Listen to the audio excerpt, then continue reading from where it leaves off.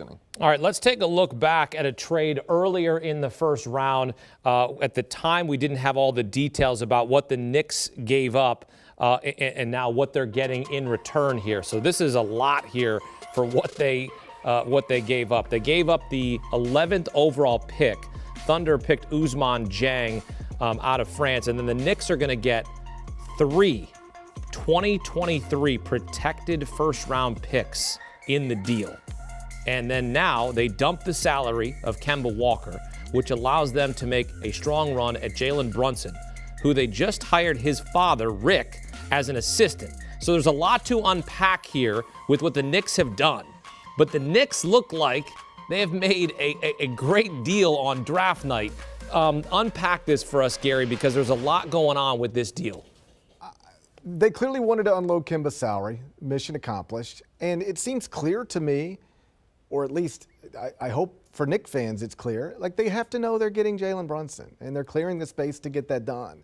I mean, I know you can't start talking to people until a later date, but what if you hire their dad? Can you talk to him then? Yeah, those conversations happen. And so I know there are some Knicks fans tonight that are frustrated. I get it.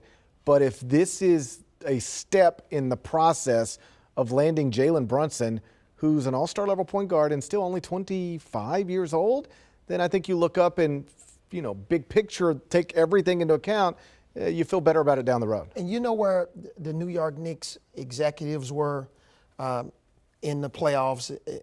They attended the Dallas Mavericks Utah Jazz series. Right.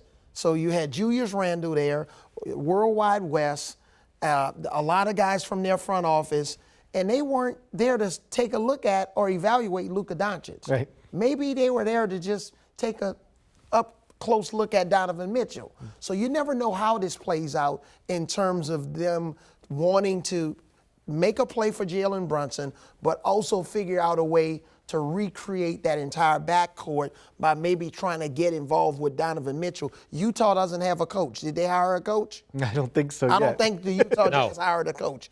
So they're one of 2 teams. The Charlotte, I don't think they've hired a coach. So I think with Danny Ainge taking over, you make a move with Quinn Snyder.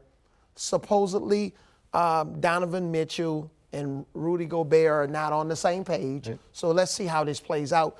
But I think this is a good night for the Knicks. Yeah, I think you'd have to, at least this point, at least looking towards the future, when you get 3 first-round picks next year and then your own pick. Yeah. I mean, to me, it feels like they're doing what the Oklahoma City Thunder did, which is that's what they make the deal with, and they're stacking and stashing picks here. Do you want a sports network that delivers everything that matters about the game? The highlights, the picks, the instant analysis, no yelling, no fake debates, no politics.